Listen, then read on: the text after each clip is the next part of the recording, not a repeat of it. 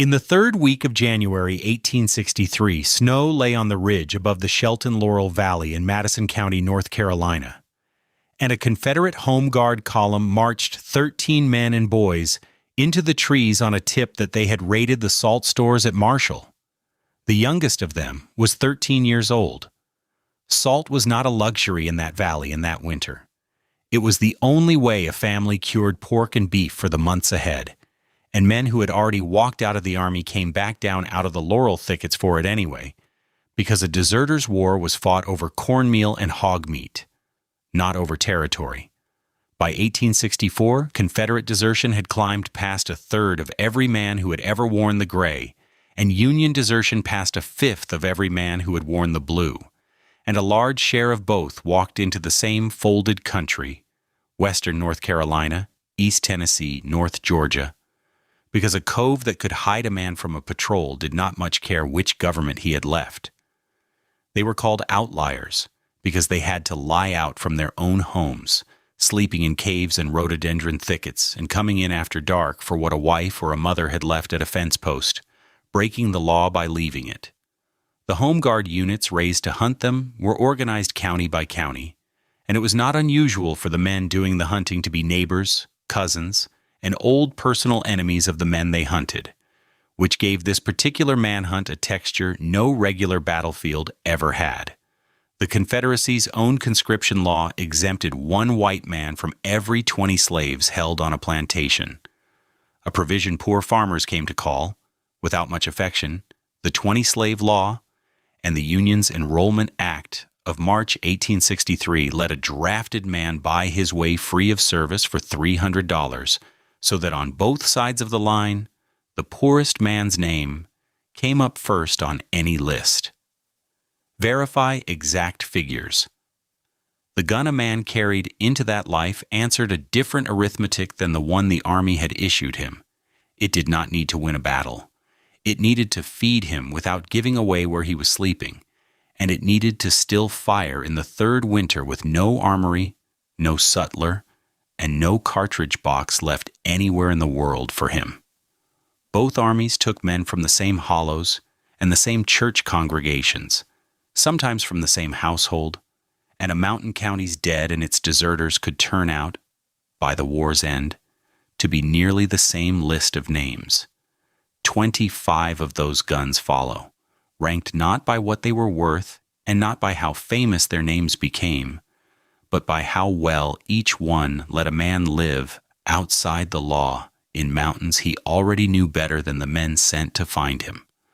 Number 1 on this list used the least powder and made the least noise of anything a deserter ever owned. Number 25 could not be reloaded at all once its maker's small stock of ammunition ran out, which made it, for a man with no supply line left, nearly the worst gun in the mountains. Number 25, the volcanic pistol. Before the war, the New Haven Arms Company built a lever-action pistol around a strange piece of engineering called the rocket ball, a bullet with its own powder charge packed into a hollow in its base, so that the cartridge and the propellant were a single piece of brass and lead. No powder horn, no mold, no percussion cap. Just the rocket ball itself, and when it was gone, it was gone. Fewer than 1,000 of the pistols were made before the company reorganized in 1857 into the firm that would become Smith & Wesson, and the design survived less as a working weapon than as a mechanical curiosity other inventors studied afterward. For a man planning to disappear into a mountain for a winter, that was close to the worst possible arrangement. A Kentucky rifle could be kept firing forever on scavenged lead and homemade powder. A volcanic pistol, once its small proprietary stock ran out, became a brass weight in a coat pocket, incapable of being resupplied by anyone in any mountain county in the Confederacy or the Union both. Today, a working volcanic pistol brings several $1,000s from collectors who prize it as the direct ancestor of the Henry rifle, a lineage that would have meant nothing to a man in a laurel thicket holding an empty one. Number 24, the National Derringer. National Arms Company built this one at the hinge point of the pattern's history. It introduced a new 41 caliber rimfire cartridge in 1863, borrowed its shape from an earlier design by Daniel Moore, and lost it to Colt within a decade. One link in a chain of makers who kept the silhouette and traded the name. Flat enough to vanish inside a coat or a boot top, quick to produce and quick to hide. Its brass frame and simple action let a small shop turn the pistol out by the thousands. It offered one shot. A man could carry a dozen loose rounds wrapped in paper, and when they were spent, the pistol was spent with them, useless against a second rider on a road, and no use at all for putting meat on a fire. Collectors pay several $100s for an honest example today, more with its original case. A price pinned to scarcity, not to anything the gun could still do once a man's paper cartridges ran out. Number 23, the Werfline Derringer. The name stamped on a Werfline Derringer's barrel was often not Werfline's own. Andrew Werfline of Philadelphia built this 41 caliber percussion pocket pistol from the 1850s into the late 1860s, copying Henry Derringer's own pattern so closely that only the maker's mark told the two guns apart. Verify exact production dates. For years, a Selma, Alabama hardware dealer named C. Suter sold Werfline's Philadelphia-made pistols under his own name, stamped into the barrel instead, and a New Orleans furnishings dealer named Thomas Guion did the same on his own lock plate. Reloading one asked nothing of any factory, a percussion cap, a ball, a pinch of powder. But the gun itself argued against anonymity. Silver-mounted, checkered, engraved on the hammer and the trigger guard, a small showpiece rather than a plain working pistol, and a showpiece is a harder thing to carry unnoticed than a gun nobody looks at twice. Several $100s is the going rate for an honest example today, more for the ones still wearing a Southern dealer's mark instead of Werfline's own, the exact variant collectors go looking for. Number 22, the Williamson Derringer. Two ways to reload set the Williamson apart from the other three. Moore's Patent Firearms of Brooklyn built this 41 caliber pocket pistol between 1866 and 1870 with an unusual percussion cap adapter that let the same small gun fire either the new rimfire cartridge or an old-fashioned ball and cap. Verify production dates. Moore's plant built the gun in relatively small numbers before the patent passed out of use entirely by 1870. Which makes it one of the rarer pocket pistols on this list, rather than one of the common ones.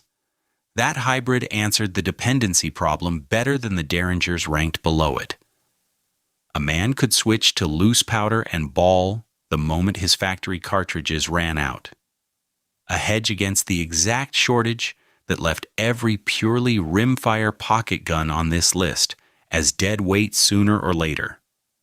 A Williamson, one of the rarer pocket pistols here, its patent gone from use by 1870, brings several $100s today, valued by collectors mostly for the oddity of the adapter rather than for anything it accomplished in the field. Number 21, the Slaughter Derringer. Percussion, not cartridge, powered the Slaughter.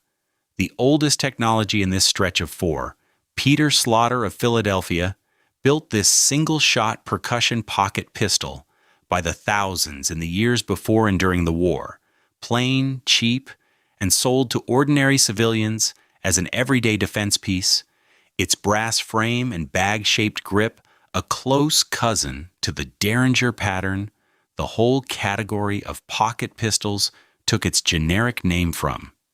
Percussion meant a man could keep it firing indefinitely on nothing more than a tin of caps, a powder horn, and a ball he had cast himself. A real advantage over every cartridge-bound Derringer above it on this list, though a spent cap was still a spent cap, and it still only ever answered one threat before it needed reloading. A Slaughter sells for a few $100s today. Collectors want the maker's mark stamped into the brass, not the pistol's modest capability. Not every gun a mountain outlier carried belonged strictly to the war years. Some of the men who went into the laurel thickets in 1862 and 1863 never fully came out of them once the fighting stopped, because a wartime grudge in a small mountain county did not end with a signature at Appomattox. The guns these men carried in the seasons right after the surrender answered to exactly the same hard arithmetic as any wartime deserters, for men still living in every practical sense the way they had during the war itself. Number 20, the Reed My Friend Knuckle Duster Revolver. James Reed patented this small hammerless pepper box in December of 1865, 7 rounds in .22 caliber, its round brass frame doubling as a set of brass knuckles when the whole cylinder was gripped in the fist rather than the grip. Reed built roughly 10,700 of the .22 caliber version between 1868 and 1882 alone, alongside a 5-shot .32 caliber version that sold in smaller numbers, and later offered a .41 caliber model for buyers who wanted more than a pocket nuisance. Its patent date sits after the surrender, and its buyers were the outliers who stayed wary long past 1865. Of a Home Guard veteran with a memory or a feud between families that had outlived the government that started it, in country where old scores were still being settled with fists and pistols both. It fetches several $100s today. Its odd double purpose as a fist weapon and a firearm, the entire reason collectors still go looking for one. Number 19, the Colt Roots Sidehammer Pocket Revolver. Colt introduced this percussion pocket revolver in 1855. Its hammer set low on the right side of the frame instead of on top, built in .28 and .31 caliber across several barrel lengths and frame sizes, more than 40,000 made before production finally ended in 1870. It was the first Colt built on a solid frame rather than an open one, and it introduced a new creeping style of loading lever that gave a stronger mechanical bite when seating a ball. A genuine improvement in design that never quite translated into popularity. It was a townsman's gun before it was ever a mountain man's, small and a little fussy in the hand, and that side-mounted hammer had a habit of catching on cloth when a man reached for it in a hurry, a real liability for anyone who might need to draw fast while running. A root revolver in good condition sells today for several hundred to over $1,000, depending on caliber, barrel length, and finish, with the smaller frames generally bringing less than the larger. Number 18, the boot pistol. Dozens of small northern and southern makers turned out some version of this single-shot percussion pistol, no larger than a man's palm, meant for exactly one purpose: to be slid down into a boot top and forgotten until the moment it was needed, unmarked and unremarkable by design rather than by accident. It fed no one, and it settled no argument beyond its single shot, a pure last resort, often no more than 4 or 5 inches long, with a bird's head grip and a barrel that unscrewed from the frame for loading. Its one real virtue was that a home guard patrol searching a man's coat and saddlebags rarely thought to pull off his boot. An unmarked example brings a modest sum now, often under $200. Its old anonymity was a virtue then. Today it is only a limitation, since collectors have no maker's name to hang a story on. Number 17, the Smith & Wesson Model 1.5. Introduced in 1865 as the larger companion to the company's tiny Model No. 2, this 5-shot, .32 caliber rimfire revolver loaded by tipping the barrel up on a hinge, and it was genuinely more capable than any single-shot derringer on this list. It carried a spur trigger and no trigger guard, a nickel-plated frame on many examples, and a walnut grip shaped for a hand that expected to use it more than once before reloading. 5 rounds mattered on a road with more than one rider on it, but the dependency never went away. Once the cartridges ran out, the revolver became an ornament, the same fatal weakness that keeps every rimfire pistol on this list ranked below the plain percussion arms further up it. Several $100s is a fair price for this revolver today. 5 rounds that ran out the same day its owner's last cartridge did, with no store left to sell him another. Number 16, the Allen and Thurber Pepper Box. The Massachusetts firm of Allen and Thurber had been arming ordinary working men since the 1830s, and this 6-barreled percussion pepper box, no single barrel rifled for accuracy, fired its whole cluster with one heavy self-cocking pull of the trigger. The company built roughly 10,000 of these pepper boxes in a single 2-year stretch in the late 1840s alone, and the pattern stayed in production for a generation afterward with only minor changes, evidence of how well it suited a working man who wanted one gun for the rest of his life. It could be reloaded indefinitely with a powder horn, a box of caps, and cast lead, a full step ahead of every cartridge pistol ranked below it on this list, though its weight and its wandering accuracy past arm's length limited it to close, ugly work and nothing further. In decent condition, an Allen and Thurber sells today for several $100s, a common survivor of a gun that was common in its own time, which is exactly why it never carried the premium rarer competitors eventually earned. A pepper box that never truly ran out of ammunition bought a man permanence at the cost of bulk. What a deserter gave up next was that same reliability, traded away for something smaller and easier to hide. Number 15, the Remington Elliott Pepper Box. Patented in the early 1860s, this compact pistol, nicknamed the Zigzag, indexed its cluster of superposed rimfire barrels by the action of the trigger itself rather than by a separate hammer for each one, and well under 1,000 were ever made before Remington moved on to other designs. It followed an earlier, cruder Remington pepper box from the very start of the war years, refined into a 5-shot cluster, small enough to close inside a fist, and Remington abandoned the pattern almost as soon as it perfected it, chasing the larger revolver contracts the government was actually paying for. Gamblers and travelers favored it precisely because it hid its true nature, appearing to be a single small block of metal until the instant it fired, which suited a man who needed a weapon a searching hand would not recognize on sight. It brings several $100s, and up today, its scarcity now doing the work, its rarity in a mountain camp never managed to, since a gun too rare to find is a gun no living deserter's family kept for long. Number 14, the Marston 3-barrel Derringer. William Marston of New York built roughly 3,000 of these between 1864 and 1872, 3 superposed barrels in 22 or 32 caliber rimfire with a small indicator on the frame, showing which one would fire next.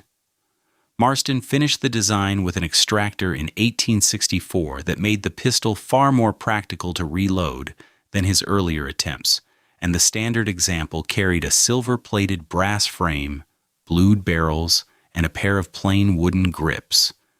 3 shots without reloading was real capability in a pocket gun, enough to answer a challenge on a road and still have a round left over, though it remained bound entirely to a cartridge supply that no mountain county on either side of the line could ever replace. The little indicator dial on its frame is still the novelty collectors admire. A Marston 3-barrel brings several hundred to over $1,000 today, prized as one of the more mechanically clever pocket guns of its decade. Number 13, the Sharps 4-barrel Pepper Box. Christian Sharps patented this breech-loading 4-barreled pistol in 1859, its rotating firing pin walking from barrel to barrel with each cock of the hammer, no cylinder at all to foul or jam, and something like 85,000 were made across a full decade before production finally ended in 1874, first under Sharps's own name and later under the Sharps and Hankins mark. It came in 22, 30, and 32 caliber, barrels running from 2.5 to 3.5 inches, and it later became, in the years right after the war, the favored boot gun of Mississippi River gamblers, who needed something they could produce from a sleeve without a fumble. Soldiers on both sides had carried it as a boot gun, for the very reason a deserter would want one. Compact, reliable, and free of any revolving mechanism that could bind with rust or river mud on a man who had not seen a proper cleaning kit in months. Plentiful enough that a collector can afford to be choosy about condition. A Sharps pepper box sells today for several $100s, one of the steadier and more affordable survivors of the whole pocket pistol trade. Number 12, the horse pistol.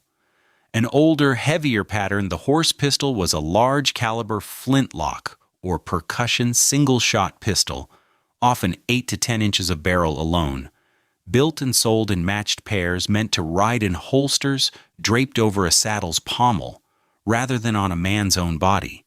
And by the 1860s, it was often an heirloom in a household that no longer owned the horse it had been built for. Pairs like these had armed dragoons and cavalry officers since well before the Revolution, and a family that had held on to a set through the War of 1812 might still have them hanging in a farmhouse in the 1860s, oiled out of habit, rather than out of any real expectation of using them from a saddle again. It was powerful, and it was as self-sufficient as any other percussion or flint arm on this list, but its liability was of a different shape than the pocket guns ranked below it. A matched pair of holster pistols is bulky, needs a saddle to be carried properly, and cannot ride inside a coat, and a man traveling on foot, which most outliers were, carried both the weight and the risk of a plainly martial pair of pistols with none of a saddle. Gun's actual advantage. Several $1,000s is the going price today for a matched pair with its original holsters, a price with nothing to do with how little use a man on foot, hiding in a laurel thicket a mile from the nearest road, could actually make of it. Number 11, the Frank Wesson pocket rifle. This single-shot tip-up rimfire rifle, chambered in 22 or 32 caliber, was small enough to be called a pocket rifle, even though it carried a full shoulder stock, built for exactly the close, quiet, small game shooting a man living off the land actually needed. Wesson built it in several barrel lengths through the 1860s and 1870s, most with a simple open sight and a straight grip stock no more elaborate than a hoe handle.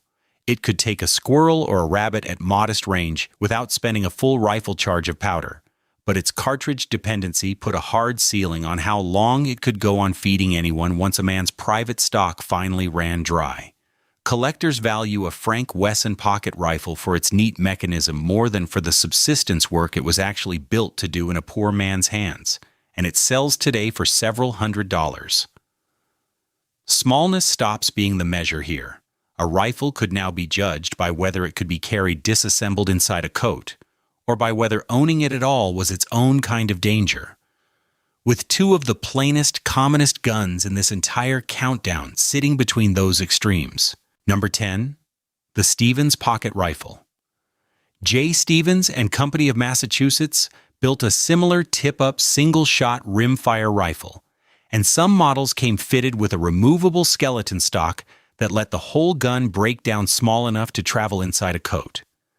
The Chicopee Falls, Massachusetts firm built these small rifles for decades after the war, and the takedown versions in particular found favor with trappers and travelers who wanted a rifle that could ride in a pack rather than over a shoulder.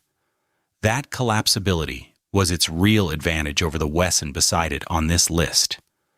A rifle that could be carried disassembled was a rifle that did not read as a rifle to a mounted patrol glancing across a man's coat from a distance.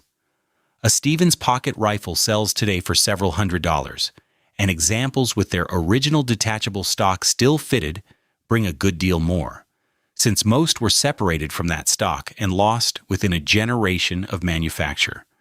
Number 9, the heavy offhand match rifle. frontier and mountain communities alike held shooting matches, beef shoots and turkey shoots, prizes of meat or coin awarded to the steadiest hand in the county. As regular fixtures of social life, and the finest of these rifles ran 38 to 40 inches of octagon barrel, double-set triggers tuned to a hair-light pull, a fine tube sight, and a full stock built for standing, deliberate, unhurried shooting. Verify. By the 1840s, matches of this kind were sometimes fired at ranges of 100 rods and more, well past 500 yards, and virtually every village in the backcountry held a shooting match on weekends and holidays that could draw 100 marksmen or better.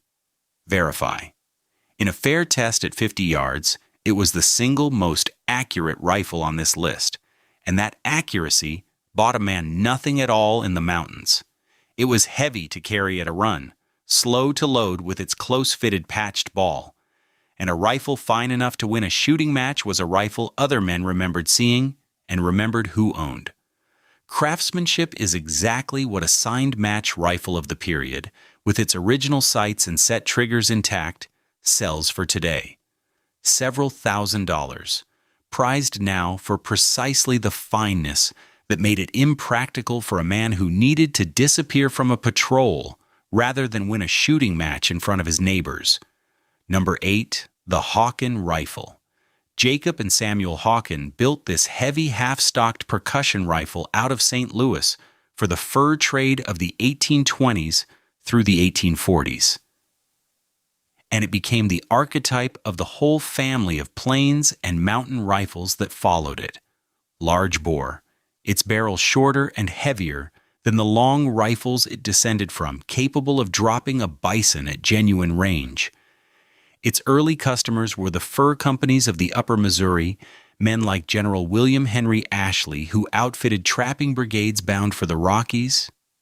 And the brothers built their rifles heavier in the barrel and shorter overall than the Kentucky pattern specifically, because a mounted man in open country needed a gun that could be reloaded from horseback without catching on anything.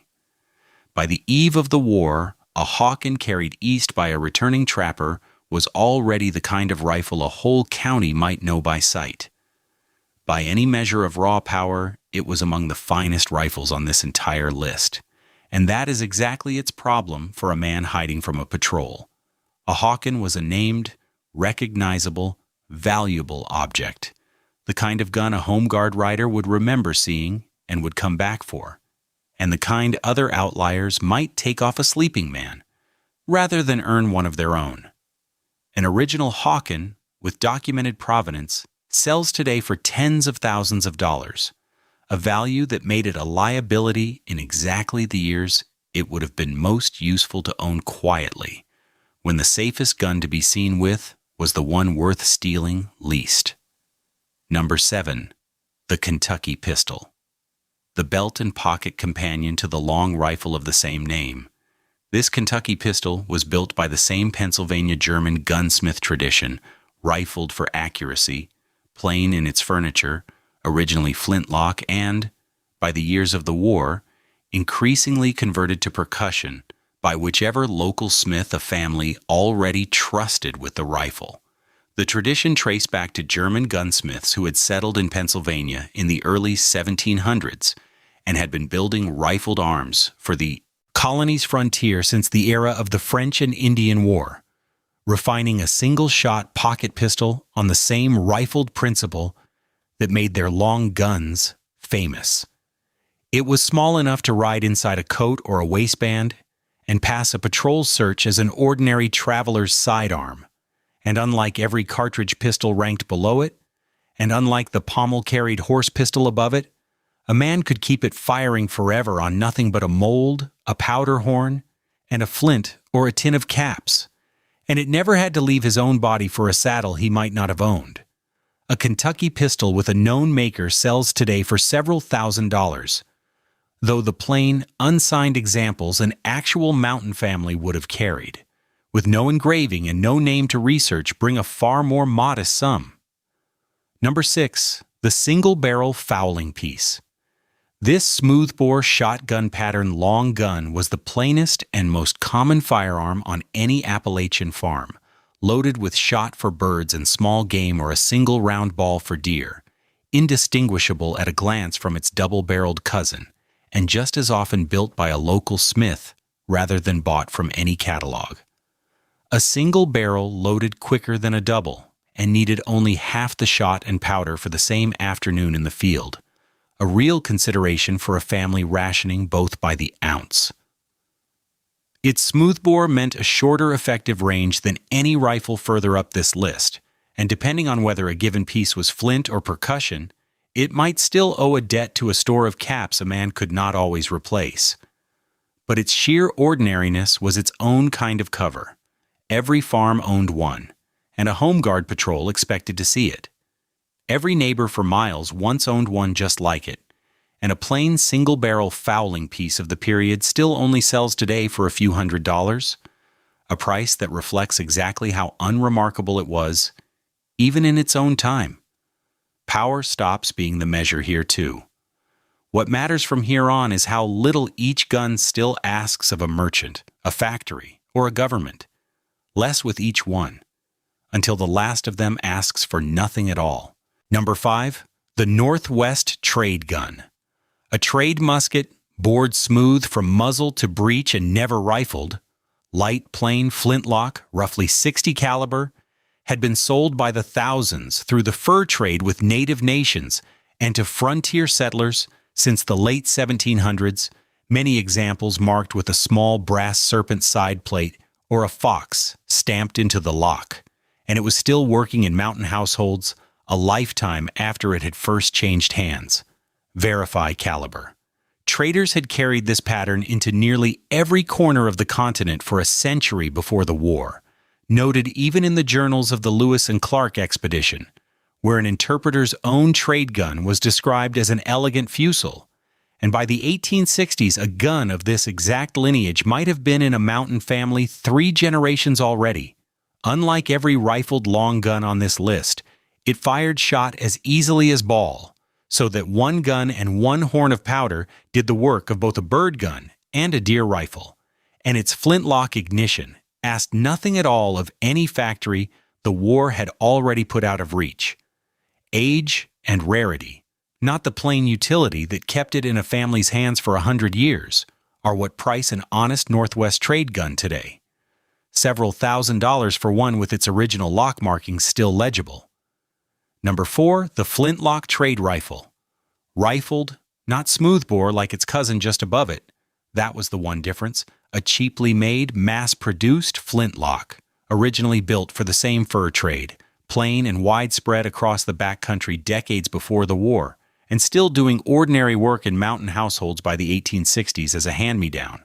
Small shops across Pennsylvania and Virginia turned these rifles out cheaply for a market that could not afford a signed Kentucky rifle's price, stocking them in whatever hardwood was on hand and mounting them with iron rather than brass wherever brass ran short, and the same gun, or its direct descendant, was as likely to be found in an East Tennessee cabin in 1863 as it had been on a Virginia frontier 2 generations before the war. The rifling traded the trade gun's versatility for accuracy at range, but the independence was identical. No percussion cap to buy from a store the blockade had closed off. No rimfire cartridge from a factory an outlier would never see again. Only flint he could nap from local stone, powder he could render from cave saltpeter, sulfur, and charcoal, and lead he could recast from anything at hand. Depending on condition, a flintlock trade rifle of the period brings a few $100 to several $1,000s today, a modest price for one of only 2 guns on this entire list that owed nothing to anyone. Number 3, the smooth rifle. Not a converted rifle and not a damaged one. A smooth rifle was built new this way by Appalachian gunsmiths. Its full rifle stock and lock fitted from the start to a barrel left deliberately smoothbore, so the same weapon could carry a patched round ball for deer one week and a charge of shot for birds and squirrels the next. Collectors of Appalachian arms have documented enough surviving examples built on genuine rifle architecture but bored smooth from the start to treat the pattern as a deliberate regional choice rather than an accident of wear, though the balance between purpose-built guns and later reboring of a damaged rifle remains a real question for any single surviving piece. Nothing to rifle meant nothing to foul with the sulfurous residue of homemade powder, and nothing for a local smith to recut when the grooves of an ordinary rifle finally wore smooth on their own. Of every gun on this list, it was the one a man was likeliest to keep shooting straight through a third winter with no gunsmith anywhere near him. A documented Appalachian smooth rifle sells today for several $1,000s among specialists in southern long rifles, a small enough field of buyers that the gun remains as unremarkable in the collector trade as it was on a mountain porch. Number 2, the Kentucky long rifle. The parent pattern of the whole mountain tradition, this rifle was built first by Pennsylvania German gunsmiths and carried south over generations, typically brass-mounted and larger in the bore than its poorer descendants, slender. Rifled for an accuracy no smoothbore on this list could match. The pattern took shape around Lancaster, Pennsylvania, in the first half of the 1700s, refined over generations by gunsmiths whose names, Dickert, Haymaker, Gaunter, and dozens of others, were passed down inside the trade the way the rifles themselves were passed down inside a family. A man who knew how to cast his own balls and who had access to any lead at all. A strip of roof flashing, a window weight, a bullet dug out of a tree from an older war, could keep a Kentucky rifle firing indefinitely, entirely outside any quartermaster's ledger, though its larger bore spent more of that hard-won lead and powder with every single shot than the rifle that outranks it here. Anywhere from several thousand to well over $10,000 is the range for an original, signed Kentucky rifle today, though the plain, working examples an actual deserter would have carried bring only a fraction of that. Number 1, the Tennessee Poor Boy Rifle, iron-mounted rather than brass, with no separate butt plate and no nose cap. The Tennessee Poor Boy Rifle was the plainest variant even within the mountain tradition. Its bore commonly cut down to 32 or 36 caliber, rather than the Kentucky rifle's larger one, built by backwoods gunsmiths for men who could not afford anything more, and named for exactly the customer it served. East Tennessee families of gunsmiths, the Beans of Washington County chief among them across 5 generations, built rifles of exactly this stamp for a clientele that measured its wealth in bushels of corn rather than in dollars. That small bore is the whole answer to this countdown's arithmetic, arrived at last. A charge so small it barely raised a plume of smoke, and a report that carried a fraction as far as a service rifle's, a measure of ball and powder so modest that a family's limited store of both could stretch across an entire season of squirrel and rabbit rather than being spent down in a single afternoon. And an object so plain, so entirely the tool of an ordinary poor farmer, that no patrol stopping a man carrying one ever thought to ask what army he had walked away from. The plainest gun on this list also carries its lowest price. A documented Tennessee Poor Boy rifle brings a comparatively modest sum today from specialists in southern long rifles. The same unremarkableness that once kept its owner alive now keeping its value the smallest of the 25. The coves and laurel thickets of western North Carolina, East Tennessee, and North Georgia took in men from both armies without distinction, because a ridge does not check enlistment papers. And by the last 2 years of the war, the outliers hiding in them were counted in the thousands. Some were fed by wives and mothers breaking the law with every basket left at a fence post. Some found paid work and warning from millers and merchants who wanted the war over as badly as they did. Some were caught, and some were shot, And the ones who survived mostly said very little about it afterward, to their children or to anyone else. Not one gun on this list won a battle. Every one of them was chosen for the same short set of questions. Does it feed a man? Does it betray him to a patrol working a ridge a half-mile off? Can he keep it running alone with no armory and no cartridge box ever again? And will it pass, under a coat, for nothing at all in front of a mounted stranger? Some men answered those questions only for a season. The Union offered amnesty to Confederate deserters who came in and took an oath, and paid their way home besides. And by the last full year of the war, thousands were doing exactly that, walking out of the mountains in the other direction, toward a provost marshal's tent instead of away from one. Others answered the same questions for years past any amnesty, in country where a Home Guard veteran's memory outlasted any oath the government could administer. The most powerful rifle on the list ranked near the bottom of it. The plainest and cheapest ranked at the top. That inversion was never an accident of the mountains.